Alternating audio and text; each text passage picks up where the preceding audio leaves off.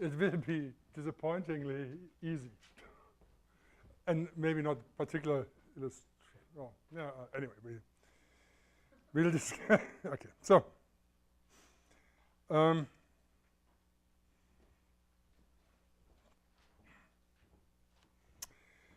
Okay, so I gave the definition of what is SC1 means, and we know what SC infinity means. Then it satisfies the chain rule, which is requires a little bit of work. But let me give you some more results which are true, which shows that this kind of smoothness still sees certain things like boundaries, corners, and so on. So it's sufficiently smooth enough to detect certain things homomorphisms wouldn't see. So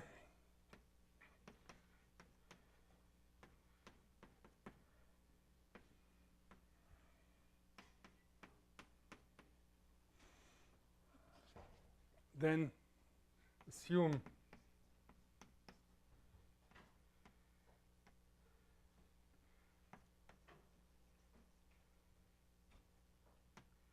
suppose you have a diffeomorphism. It's clear what a diffeomorphism in this category means. And then comes a statement which I have to explain. Then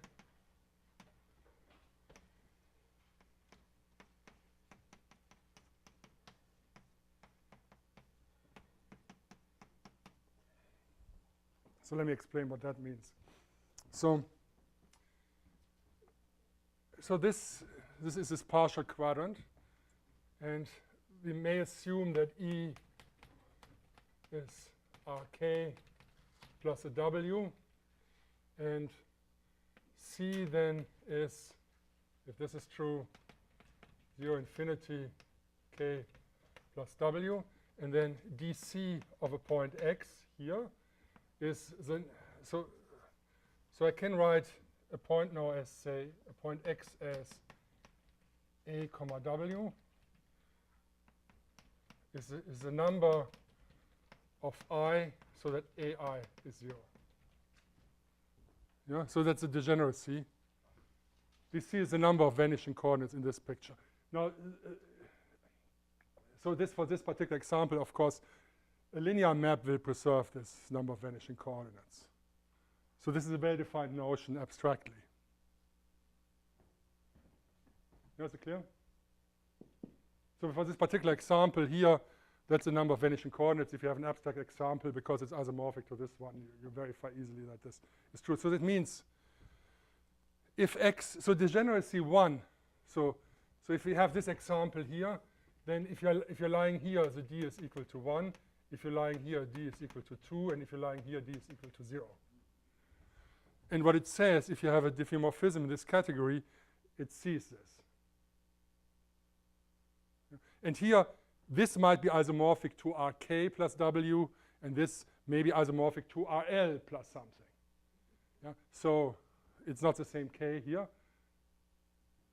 But it would see, if you have a corner point, suppose in one example it's just this, and then you map it to something like this, and it has to be mapped to such a point. You cannot map it to this point. Okay, so let's call this for the moment boundary recognition. So then there is another list of things which is useful to know, is the following. So if f from u to v is scj, then f from ui into vi is scj. So that looks like a stupid statement, but it requires actually some work. So you view this here as a map from ui into vi with a tail filtration. Now, why is that a result? Because so for example, SC1 would require that if you go from level 1 to level 0, you have this approximation property. But here you have to show if from level I plus 1 to level I, you have the approximation property, which is not part of the definition. So you would have to prove this. Yeah? So, but that is true. Then, so if you have this example here, then if you lie here, the d is equal to 1. If you're lying here, d is equal to 2. And if you're lying here, d is equal to 0. And what it says, if then here that's also a useful property. Suppose you have a map into R. So R has a constant structure, and assume F from there into there is so that F from UM into R is Cm plus 1 in the classical sense, in the Fresher sense. Then F is SC infinity. So if F on the lowest level is C1 into R, and then on this next level is C2 and so on, there's actually SC infinity. Yeah?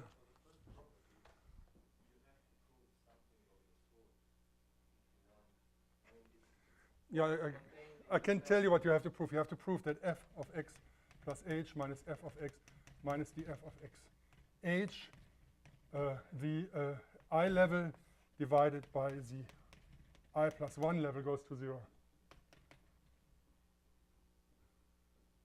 So that's the only thing you have to prove, because all the other properties are obviously true. And then, obviously, if f is, suppose f from u into R is SC infinity, then we have that f from um into R is Cm.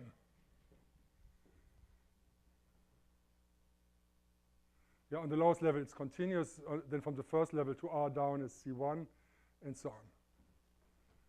So that's the difference. So the differentiability is between these two things. Yeah, so if you have an SC infinity map, then if you view it on UM, it has to be CM. That follows from the definition immediately. And if it's a little bit better than CM, it's CM plus 1, then it would be SC infinity. So the real world is in between these two things. Yeah.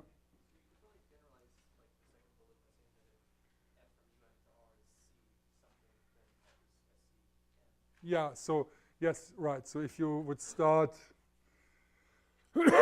if up to some level, I mean, it's clear if you have differentiability up to some level, then you have continuous inclusions map linear. Then you have the same differentiability on the higher levels. So if you require this up to some level j, then the map would be, and then after this it only has finite differentiability, then it would be Cj. Yeah.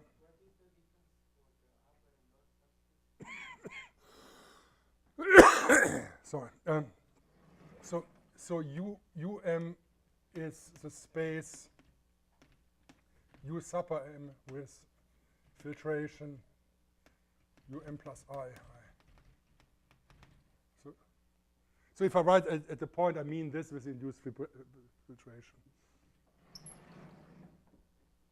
So now let me give you some real-life examples which actually occur frequently in the applications. So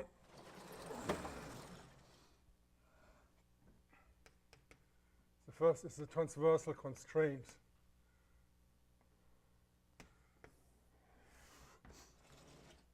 So assume D is the closed unit disk. And take, let's say, H3 of D Rn, and EM is H3 plus n. And then you have compact Sobolev embedding, so it's a compact scale. So now let H be in Rn be a submanifold, a smooth submanifold of codimension 2.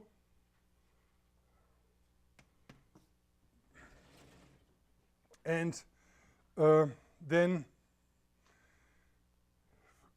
define U in E, which is an open set. U consists of all U from D, of all U in E, with U intersects H precisely once, then this intersection. So U is defined on the disk, and what I mean is UD, the image intersects H precisely once. Then this intersection is transversal and takes place at an interior point.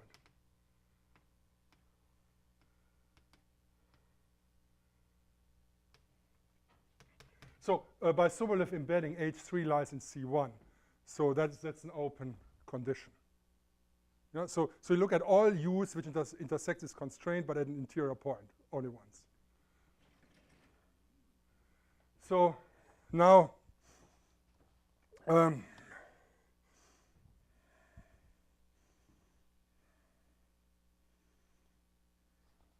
so fix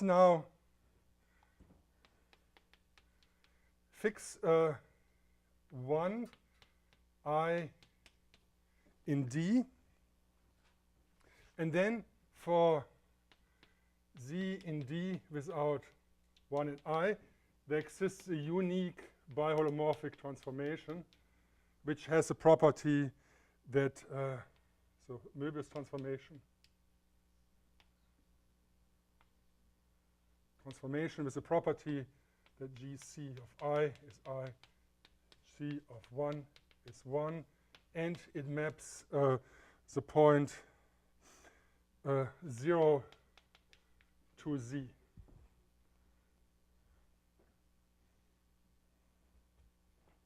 So now,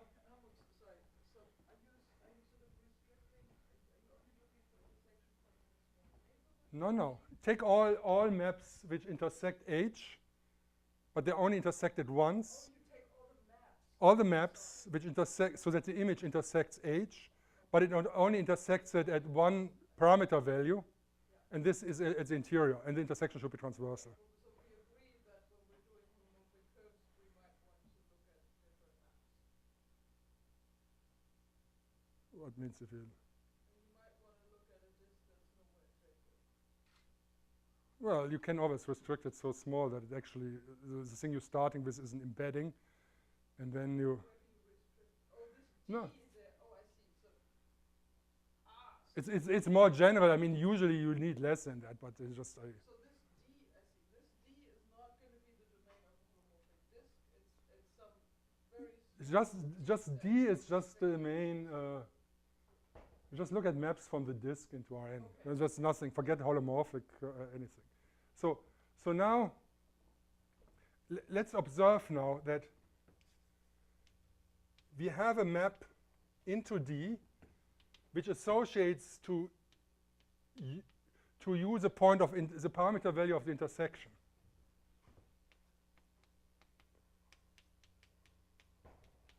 This is a uniquely defined point by the definition of U. So now, by the implicit functions theorem, if I put the H3 topology on this, then this goes into C1.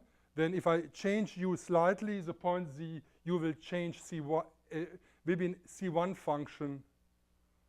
This will be a C1 function. In the classical sense, this is C1. I associate to a point U, which intersects the constraint precisely once transversally. If I modify it, the intersection point will change smoothly. C1, in C1. If I view the restriction on this on H4, Sobolev space H4, which goes into C2, the map will be C2. If I go higher up, so this map has a property. This map is C1 plus M on UM. So this map is actually SC infinity by this criterion which I told you.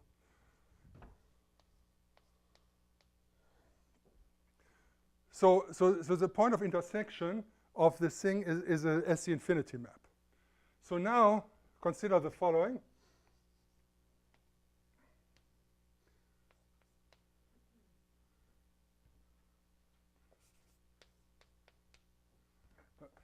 Consider now the following thing. You take U, you associate to this U composed with G C of U. So You take a map which has a unit intersection point. You know the intersection point depends smoothly, SC infinity, on the choice of u. Now, this Möbius transformation depends smoothly on Z. Now, this is this families of diffeomorphisms. Now, it turns out that the family of diffeomorphisms actually usually act SC infinity as well. So you have this action here. It turns out this map is SC infinity. So, and what is this map? It's actually a retraction. And what does it retract to? It retracts to the set of maps which intersects it actually at 0 transversally. You know, this map 0 to Z of u, and where there is intersection. So what you find is that within the set of things which all intersected somewhere, there is actually an SC smooth retraction, which is where it intersects at 0. Yeah, but this construction here is not C1 even. Yeah, because of this diffeomorphism group actions are never differentiable in the usual way. C1 in the bottom. In the Fresche sense, it's not C1. It's just continuous. But it's smooth in this way. And so you see here that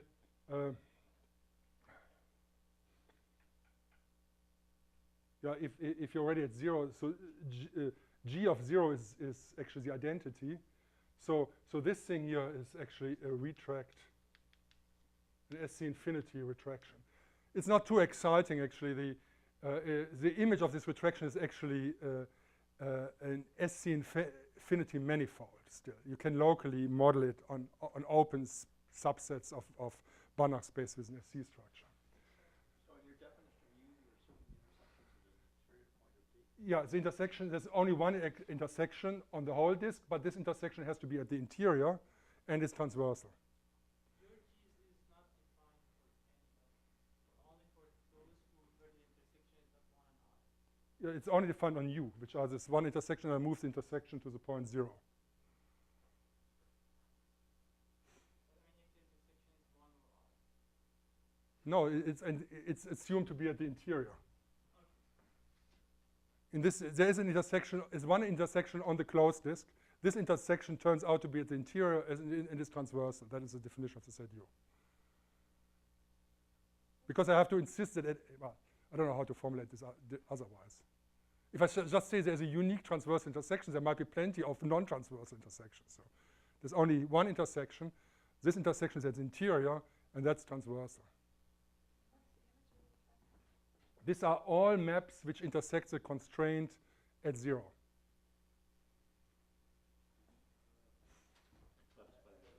And satisfy the other stuff, yeah.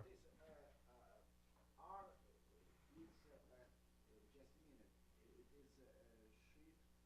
I fear that this function G, Z of U, is less regular than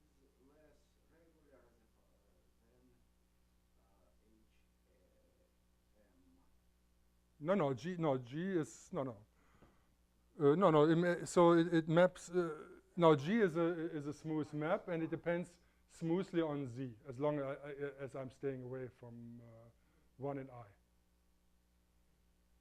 It depends smoothly on Z, but Z depends not smoothly. No, it depends, yes, but the thing is, by the chain rule. So, you know, this map here, Z,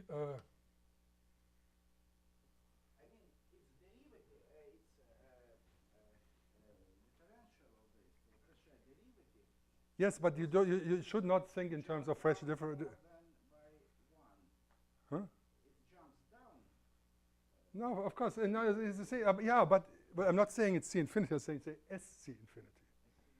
So if you put in, so that means you start with an H4 map, and then you go down to the H3 level and get differentiability, and that's true. Yeah, you have to check. I mean, these are things, actually I can give you a reference where things are being checked, which is this here. I mean, these are all unfortunately, you know, there's only a finite number of things which seem to be always coming up in applications, which are things of this kind here. You have you have a family of diffeomorphisms depending smoothly on a parameter, and you reparameterize on the domain that these compositions are smooth in this new sense. No, I mean, if you have such a family, so it just shifts of function, yes? And the function is of Hm, yes? Then as a function of shift parameter, it will be already as Hm, Hm minus 1/2, or depending on the dimension. Here in two-dimensional, M minus 1/2. So by restriction of Sobolev function on submanifold has poor Yeah, but yeah, but by the half of codimension. no, but okay. So what you so basically what you have to look at is first you have to look at this pairing here. Z U goes to this. No, it would be much better if we work it in Holder scale. No, but yeah, well, I know that you love Holder, but I love the other spaces. Yeah, but here no. You see, if you view this as a map from the parameter space here, which is the open disk, cross H4 into H3, then it's actually C1. No, it should be proved that in H3 and not in H2 and a half. It is not obvious. Why 2.5? This is H4. H4. So you're saying H3.5. Okay. No, I mean, you know, well, we checked, I mean, we calculated this. So that is C1 into this, and if you put 5 here, it's C2 and so on. And then it's precisely, and then you write down what the derivative is, and then you verify these properties and so on, and you find it's actually, if you go here to 3 plus m, it's actually Cm plus 1, and then it's satisfied. Yeah, so there's this, I mean, this is not the example we have R here, but anyway, so you show that this is SC infinity, and then the other, then you have, then by chain rule, the map which associates to U the pair C of U comma U is SC infinity, and then you compose it with SC infinity and SC infinity.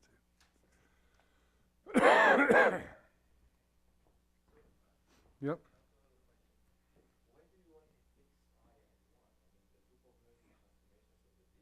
Because I make an example here and I fix something. No, but you have to fix only one. If you fix both points on the boundary, you won't be able to write that for every point in the sphere. What? The group of matrix transformations of the disk is three-dimensional. Yeah. You're right. I should have. Yes, right. I fixed too many points. Yes. Sorry. Yeah. Yes. Thank you. 3 points on the boundary. Yeah. It's okay. Yeah. Sorry. Yes, I fixed.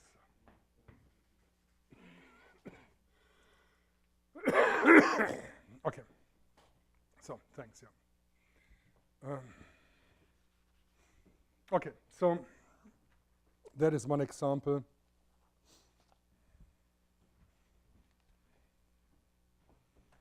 And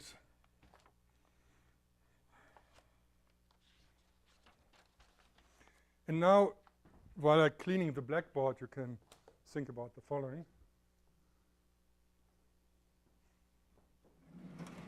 This will be the last thing I will clear off here. Assume this is a subset, and O is the image of an SC infinity retract R, where U in C is open, relatively open.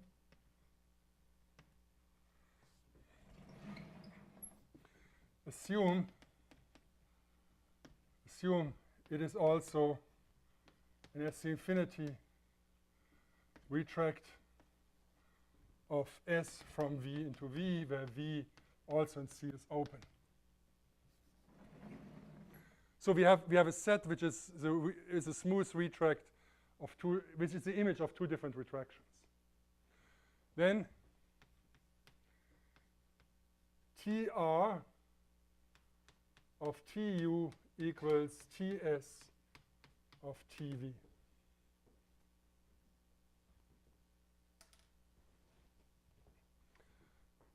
So R is a smooth map, and I'm now starting answering your question, or you're going to answer it yourself. If R is a retract, R composed with R is R, we have the chain rule, therefore TR composed with TR is TR. So TR is also a retraction.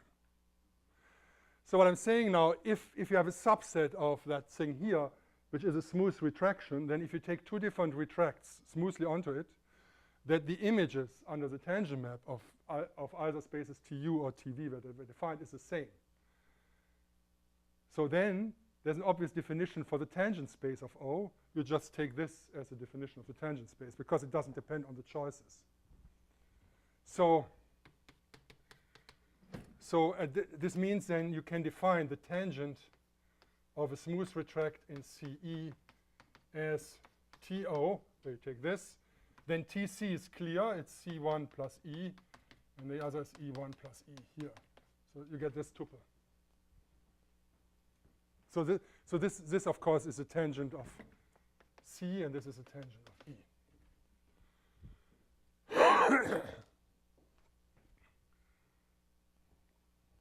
Yeah, so that's the beauty of retracts. The definition of the tangent is immediate.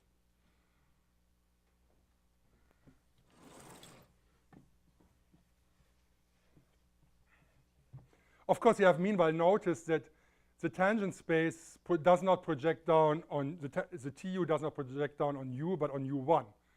So you don't have a tangent everywhere. You have a tangent at many points. That's the price to pay. Yeah?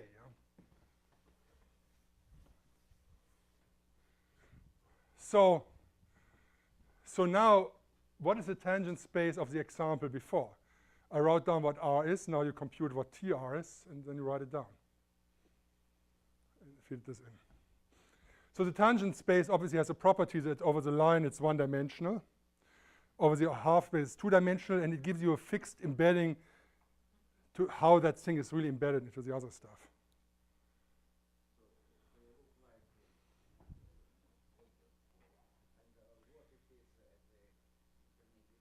At the intermediate point, it's just there's a particular embedding of a line into this two-dimensional space. And so at the intermediate point, it's still one-dimensional, but then if you move further, you get two-dimensional things. So there's some kind of a limiting situation how you embed there. So is dimension also variable? Hmm? Dimension of Yes, so the tangent is also very serious. So it will be one-dimensional up to this point, and then on the other two-dimensional. So in some sense, if you would describe it classically, you would take the tangent of the line, and then you would have to explain how at this point, sort of the C infinity jet, how that is being embedded into this two-dimensional things of the other, which would be painful, but it's sort of in the formalism, which comes automatically here.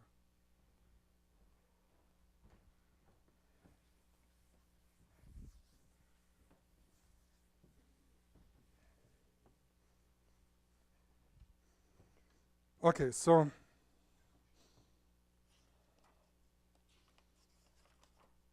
let me now talk about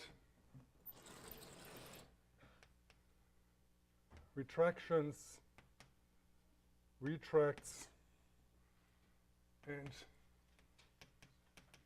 polyfolds.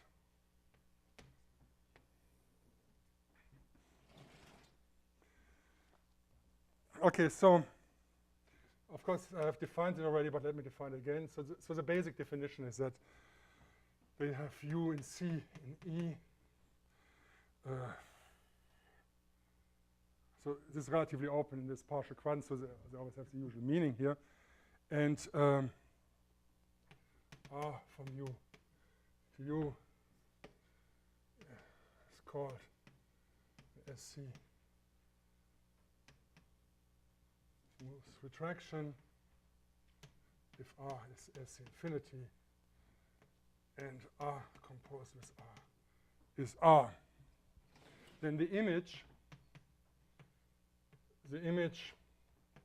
O equals R of U is called an SC smooth retract.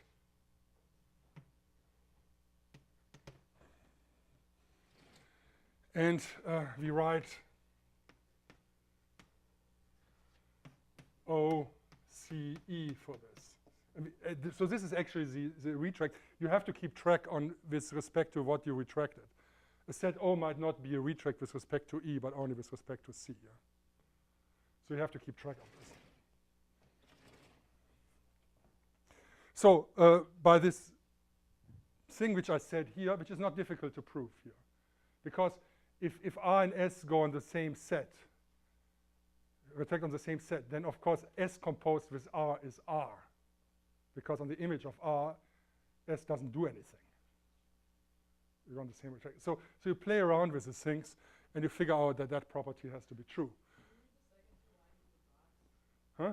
Can you read the second two lines of the box? Here? Yeah, I just can't read what TR of TU equals TS of TV. the second two. If you have Oh, match S from V into V, V and C is open. the two lines above that. Assume, what does that mean? And the part after you. Okay, you assume. I don't know what that means actually. It's all okay. It's also as the infinity retract of S. Okay, thank you. You should have asked earlier. I mean, I usually remember what I was writing for, what I wanted to write. Let's say. So okay. So having this, then we define T of OCE as T R of TU TCT. So that would be the tangent of a retract. And that's well defined. You could just consider any U and R to be identical. Within the same field. You can arc with the identity. I mean, U anything and then R be identical. Yeah, and then? So everything is a retract. No, then, well, if you don't do anything, it's also a retract. An open set is a retract, trivially by the identity. I mean, it still covers the classical theory.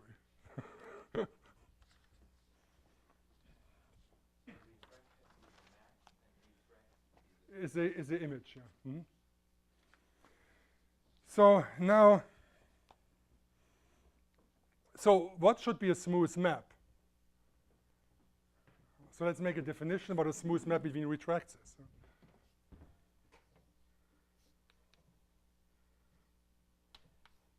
So if it's not really necessary, I don't keep track of this here. Yeah? So if I talk about a retract, it means there's something like this in the background. So what is F from O into O prime is, say, S infinity, you can also define Sj, is by definition the following.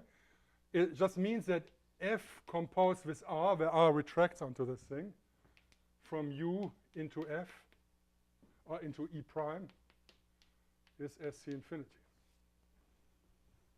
So as we defined it before, now it's defined on an open set. Yeah? Then it turns out, you check easily, it doesn't depend on the choice of the R you take here, as long as it is a smooth retract onto U. So then, what is TF? Well, TF is TF composed with R, restricted to TO. Doesn't depend on the choices involved. Then you verify that TF actually goes from TO to TO prime. Then it's clear if you define it like this, the chain rule should be true. And it's true then also that if F goes from O to O prime and G goes from O prime to O double prime, then with this definition, T of G composed with F is equals TG composed with TF. So at this point now, you can do differential geometry, because as local models, we have defined a functor which exhibits particular nice spaces, the retracts. We have tangents for this. We can talk about smooth maps between them. We have the chain rule. So now you can define, you can build a differential geometry based on those guys. If everything is retracted, what is special about retracting? Not everything is. The open sets are retract, but there are plenty of non-open sets which are retracts, which we have seen. Could you recall U, C, and E? U is a relatively open set in C. And C is essentially like if E is RK plus a W, then the C is like 0 infinity to the K plus W. It's this quadrant. So it's always important to say that you are retractable with respect to a certain set. So you might be retract with respect to a quadrant, but not a retract in E. A smooth retract in E. You might be a smooth retract with respect to, you see, when I say this, it means there's a retraction defined on a relatively open set in C, which image is E. But if I take the C away and write E here, there might be no open set in E which retracts on O. Yeah, so the reference is important. So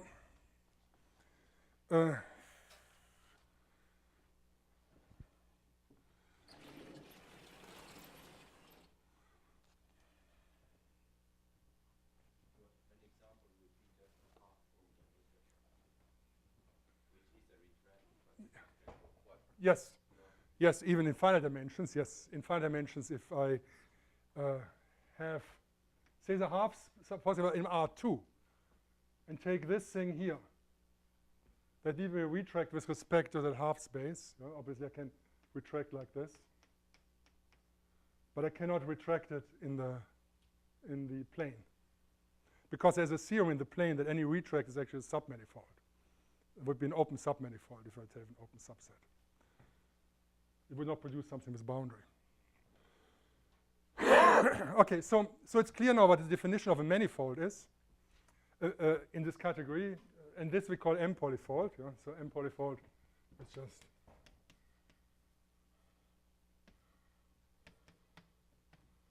manifold in this category, which means it's a metrizable space with a family of charts so that the transition maps are smooth and the charts go into this.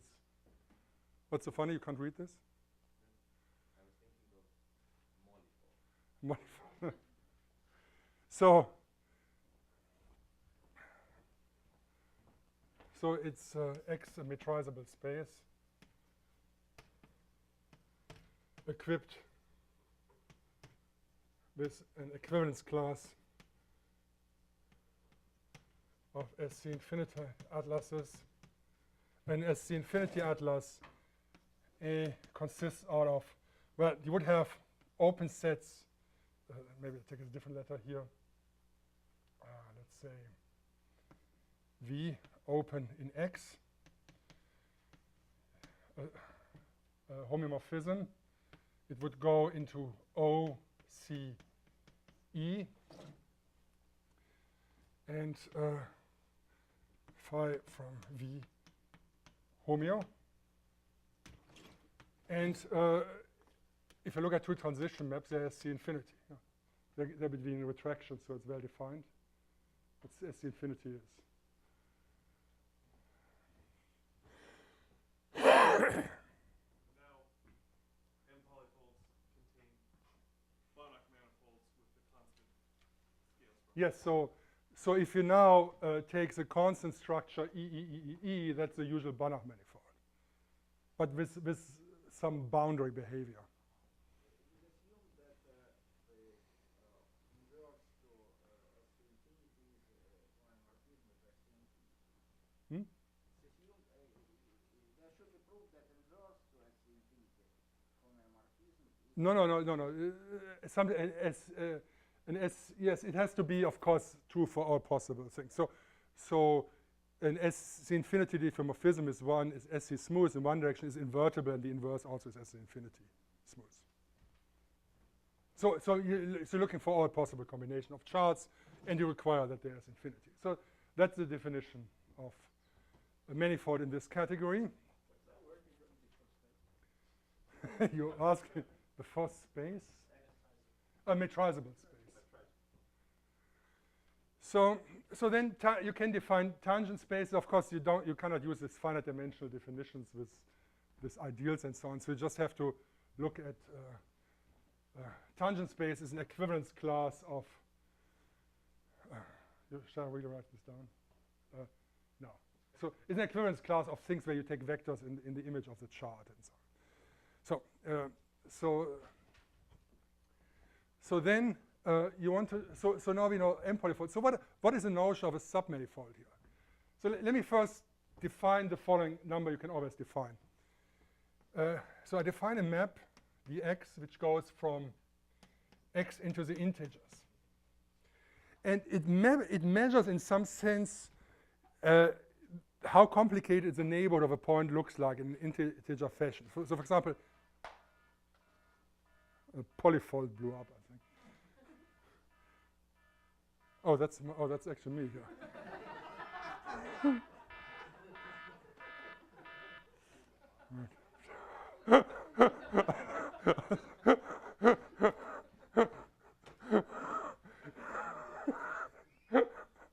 Yeah, maybe I should choose a different noise.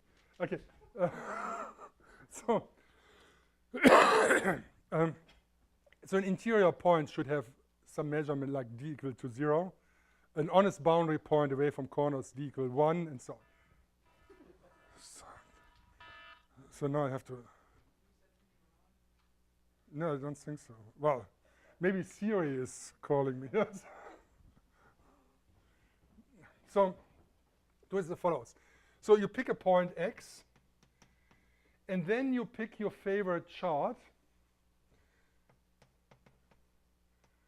of a neighborhood v of x, which goes to some o, where x goes to the point little o here. Now, this of course, is something like this. So I can associate to this, so x goes to o, and I can look at dc of o. This is how many vanishing coordinates has it in C. And then you define, so then you take the infimum over all these things. So dx of x is the infimum, actually minimum, over all this dc of o's. So you look for charts where the point to which x is mapped has as little vanishing coordinates as possible. Yeah? So it's clear that, well, you take all possible charts, and the main point is to play around with that C. You want to get the C as harmless as possible. Yeah, so for example, if you manage to map that point x to an interior point, the D would be 0. So now, an M polyfold without boundary is one where D of x is identically 0. The boundary is the one where are the points where D of x is at least 1. So.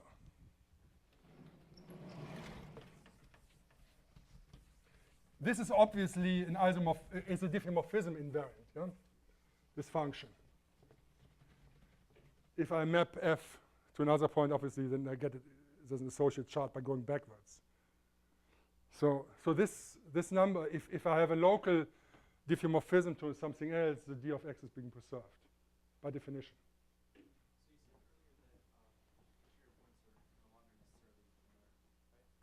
So you said earlier that interior points are no longer necessarily generic, right? You know what? Did you say earlier that interior points are no longer generic? No. Can you give an example of? No, interior points are generic. I didn't say anything. I mean, I said no because I didn't say anything. So it's clear that if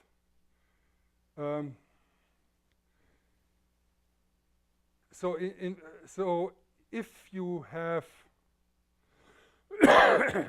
okay, so there should be an inequality somewhere. So if D of x on the neighborhood can only fall down or something like this. Yeah, so if you have D of x and then you took points y in the neighborhood, lesser, if the neighborhood is small enough, a lesser equals this. Yeah, because you can. First of all, you may assume actually that this point x is mapped to a point of the form into Rk is 0, comma something, so lies in the corner. Then all the neighboring points could not get worse than that. Yeah. Okay. So now definition. So X is an M polyfold without boundary if d of x is identically 0 and d of x. Of course, it would be interesting to know at some point what that d of x actually is, yeah? Because, you know, it's a quite general definition, and it obviously requires you to understand a little bit. It has something to do with boundary recognition and so on. Yeah? So here is an example. So view a partial quadrant. A partial quadrant is, of course, also an M polyfold, yeah? Obviously. So then, so let me write x equals c. When I say x instead of c, I mean as the M polyfold. So that's a non-trivial theorem. So take d of x in this defined as this. Yeah, so if I take a point in the cone, I take local coordinates in retracts and try to make the c as small as possible. Then, if I'm in C, I already have defined dc. They're actually the same. So that definition actually obviously detects something nice, the corner structure in this nice case here. Yeah, so d of x equals 0 means interior point, d of x means honest boundary point, d of x, one honest boundary point, dx2 just the one corner, and so on. So that's a good definition here. Okay. So yeah, if x equals c, that seems to be obvious. So there was c, and in c we had defined so the c you may assume without lots of generality, it's something like a c infinity k plus w. And you can talk about the number of vanishing coordinates of a point. This is dc. Then I can view it as an M polyfold. Now where the chart is just c. And I can define this thing here. I take a point, I map it to a retract diffeomorphically, the neighborhood of a point to a retract, where I can play around this should not be called C now, this would be rather D. And I look if I can map it into an interesting position where the count of vanishing coordinates gets smaller than it actually would be in C.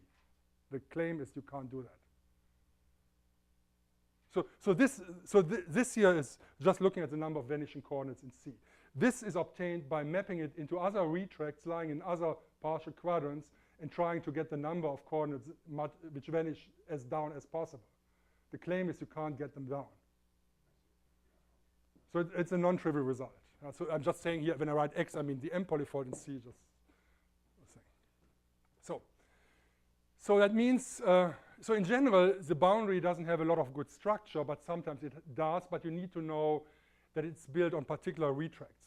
So for example, suppose I have, actually I think the good examples are in dimension 4 and higher.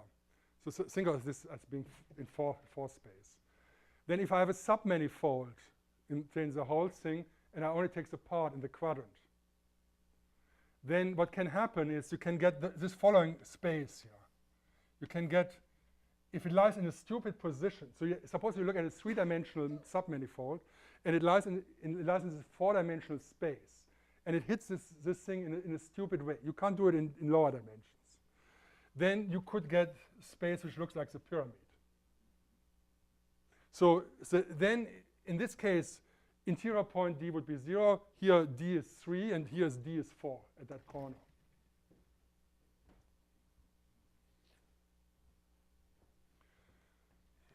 But in general, of course, it could hit it in very stupid ways, so you couldn't say it's a manifold with boundary with corners. But if you have a manifold which is in general position to this thing, then it's a manifold with boundary and corners. So as you see here, like if I have something like this, it's in general position manifold with boundary and corners. But it can still be that you get a manifold with boundary corners when you come out of the corner here in high dimensions. But you have to be in good position to the corner structure. And in fact, it turns out it's important to understand this for applications. Like you have submanifolds in these bigger spaces what is the structure with respect to the boundary? And it turns out in SFT, the solution spaces, because of the symmetries you have to preserve, will in generally not be in general position to the boundaries of the ambient spaces, but the only thing you can achieve in good position to the corner structures. And the reason is you have so many invariants to preserve that you cannot put the things in general position. How is this cone a polyfold? Hmm? You said the cone is a polyfold? Well, this would be, in this definition, would be, well, this neighborhood you would obtain by having a three-dimensional manifold, but lying in somewhat stupid position with respect to the four-dimensional quadrant. What's a stupid? Not general. It's not a general position. If it would be a general position, then actually it would be manifold. Then if you have a manifold say in the four-dimensional quadrant, three-dimensional manifold in the four-dimensional quadrant in general position, then you actually get a manifold with boundary, with corners. And in order, yeah, so I can't give you the example, but we once computed something. But the problem is, in four dimensions we wrote an example. So you can take this, you can take a three-dimensional plane in a four-dimensional space and intersect the quadrant in such a way that you get such a situation here, which is not a corner. Yes, yeah, but a retract is easy there because you just take a hyperplane in the four-dimensional quadrant and just retract like this onto it. This is not a corner because you have sort of too many faces. You have too many things coming together here. Yeah, these are all corners, but here are too many guys coming together. But that can in principle happen. So if you don't know, you need more properties that this doesn't happen. So for example, you would like to have a set of M polyfolds where the boundary is a boundary with corners in some sense. And where then the boundary strata in itself are also M polyfolds. With this definition, you can't say this because even in finite dimension you get stupid examples. So you're saying that in the pyramid example, that the degeneracy at the base corner It's all fine. It's 3 and the top is 4. on the top is 4.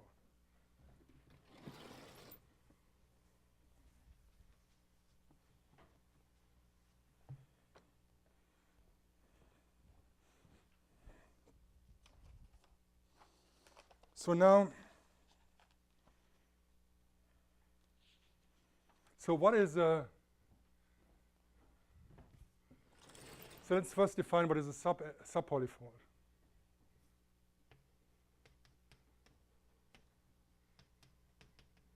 Of course, it would be easier if I would call these things all manifolds now, but so because then if I have an M polyfold and there's a sub M polyfold, it's terrible. So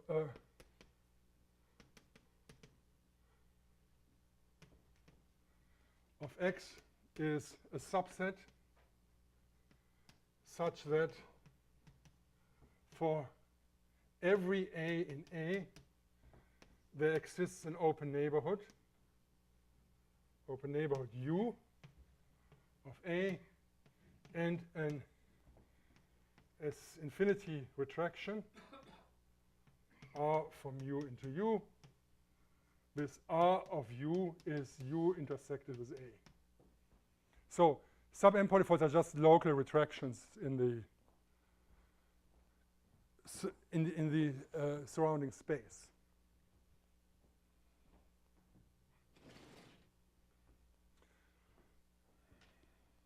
And the thing is, these things have naturally induced structures here. So such a subset has a natural M polyfold structure.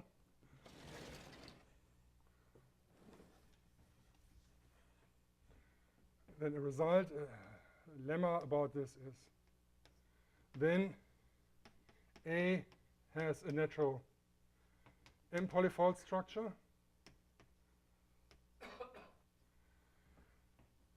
So that the following holds. The inclusion into X is SC smooth, and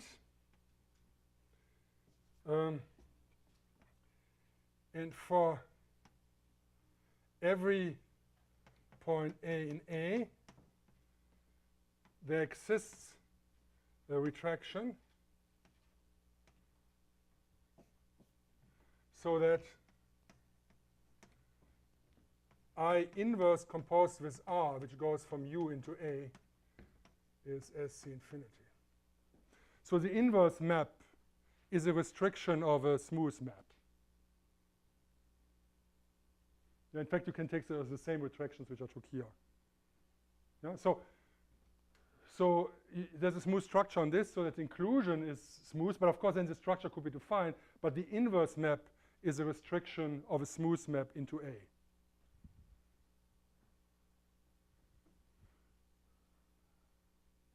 So that's a really good definition of a sub-object of an M-polyfold. So, what's the converse?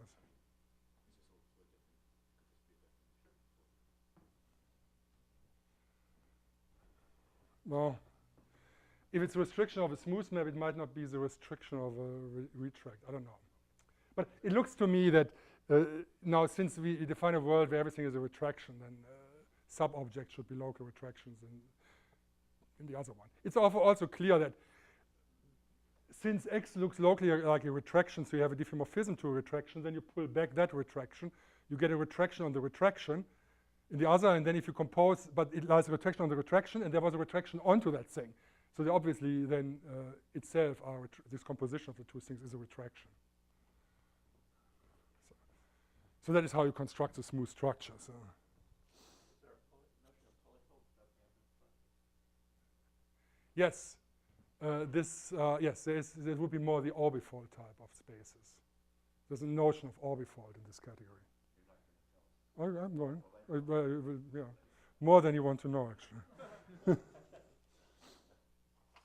Okay, so now.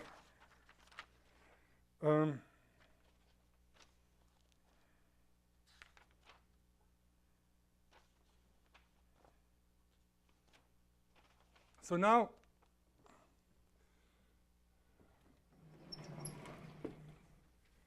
we want to define somewhat tamer versions of these guys, which one could call M-polyfolds with boundary and with corners. And for this, let me define what a tame retract is.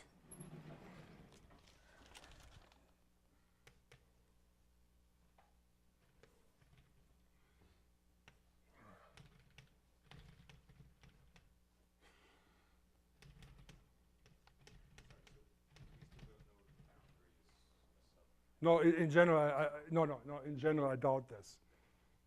I doubt that the boundary has any decent properties. But of course, you would like to have a theory where the boundaries of such an object, it has also some nice properties. But I don't think, at the moment it's too wild, because you can have all this non-generic behavior with respect to the boundary of C. You see, in my case, the retraction don't have a good behavior towards C. So for example, this thing is a retract, but if you, like this, yeah, you can retract in this way. But what you see is that it's just in 2 dimensions. But you see that even if you avoid here coming from the boundaries, we take an open neighborhood so that to stay away here. At some point, since this point belongs to it, you have to hit the boundary. And you see in this retract, what you do is you move points with some degeneracy into the interior. You're forced to do this. And that makes things already more complicated. So, but you could ask for retracts where this doesn't happen. The retracts have to preserve the badness of the points. So, infinity, then R is called tame, provided dc of R of x is equals dc of x for all x in U. So if you're on the boundary, you stay on the boundary during this retraction process. But that is not good enough yet. And you have to require that if x is in the image of the retraction and x is on the infinity level, so it's a smooth point, so it has in particular tangent space, then Tx of O, which lies in E, has a tangent, has a complement, has an SC complement W, which is contained in C. So W is a linear subspace, but it should lie in C.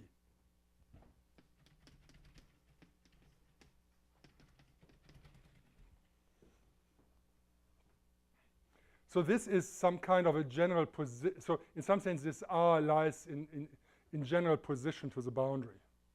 That is how you have to view this. So this is definitely not true here.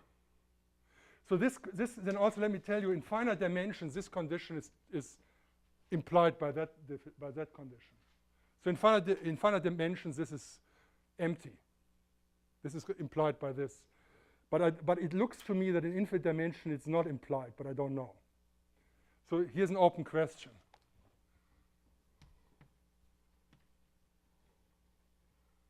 Does 1 imply 2?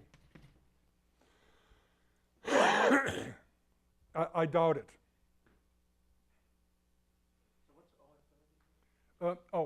So O is the image of this, and then you have this filtration on this space. So O infinity would be O intersected with E infinity. SC complement. Complement. Oh, no, I defined this. This is a linear subspace, another linear subspace, which is a SC space of this. So if you have a subspace of E, you can look at the intersections with all the things, and if this is a SC space, so the requirement would be that the intersection of all, that W intersect with E infinity is dense in every level. Then there would be an SC space, and then what would this mean? This means that the addition of two vectors here into this thing is an SC isomorphism. In C. So that constrains the position of this thing. The quadrant has, so it has to be then so if the quadrant is of the form 0 infinity to the k plus W, this means the complement has to be found in W.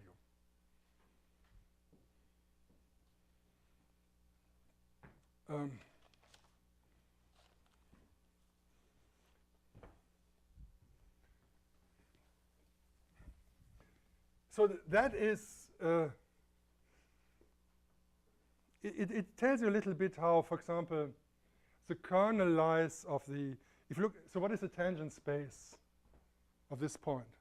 That's the kernel of TR of X. So if it's a point X, it's the kernel of the identity minus TR of X. If this is true here, this means that this thing lies really transversal, has parts which lie transversal to the boundary of that C. So this is impossible if the tangent space of O is contained in C. Then that would be impossible. So that means this thing has some non-trivial projection onto the RK part, if you take E to be RK plus W. So this is, in fact, a general position requirement for your retraction. Here's a good result.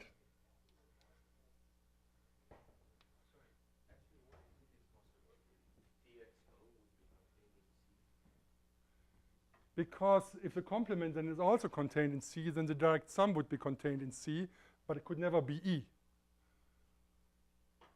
C is a subset of E. How can these two things be E if this lies also in W? If this lies in C and W lies in C, then this would lie in C. It could not be E. Yeah, but it tells you that since you get E, the Tx has to extend over the RK part, and in general has to interact with the boundary in a specific way. So here's a theorem. So then the image of tame retraction is called, not surprisingly, a tame retract. Yeah? So now let C be a tame retract. And then for a point in O, I have dO of x. So what is d of x? This, so the O itself is an M polyfold. So now I map this point to all possible other charts and look how small I can use the degeneracy of these points. But it's in fact equal to dC of x. So because it lies in general position, the boundary structure on O is the same than you see on C. So in some sense, the boundary structure of C induces one on O. Yeah? That is precisely what it means. So if you want to parameterize a point here by taking a better model, the degeneracy will be precisely the one you already see by the embedding into this space. And now, you can build now M polyfolds based on this, tame M polyfolds, and these are M polyfolds with boundary and corners.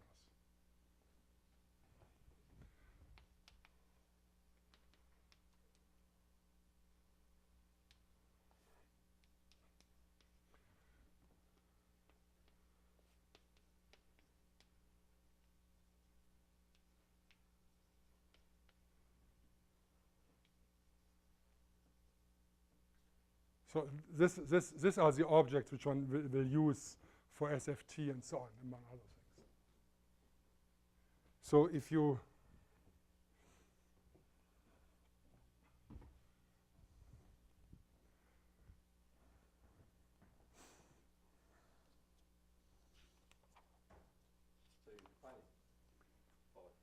yeah, so a tame M polyfold would be one where the local models are tame retracts. And then this is what I would call M polyfolds with boundary with corners, because if you do it for manifolds, you actually get manifolds with boundary corners out here. Yeah, so if you take smooth retracts, but they would be classically differentiable, and you have these conditions here, and then you look what the retract is, they're all manifolds with boundary and corners.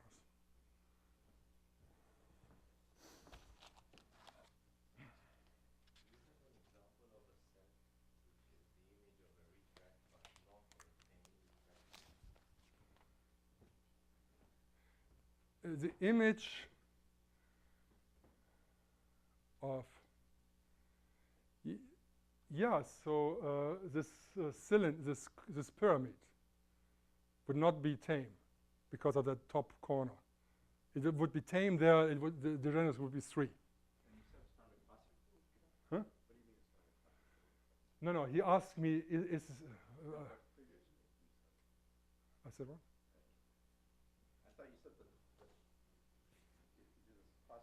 Oh, yes. So, yes, I said if you do the whole scheme but just talk about usual differentiability, even in finite dimensions, then if you use these conditions here, then a tame retract would be a submanifold which lies in general position with respect to the C, and then it has actually a boundary with corners. So the local model, so the images of retracts in finite dimensions with usual notion of differentiability would actually be manifolds with boundary and corners. Yeah, it would not be tame. Or would not be tame. Would not be tame. So it's tame everywhere below here, but on the top it is not. So this is because here D is 4, it will not be a tame example. But the construction is using classical maps. Yes, it would be classical, but you cannot obtain this. Yeah. So there's no way to describe this by something which is tame. There's no local model for this, which is a tame retract, if you just use classical differentiability. So now we stop. Okay, we stop. We stop for 30 seconds. No,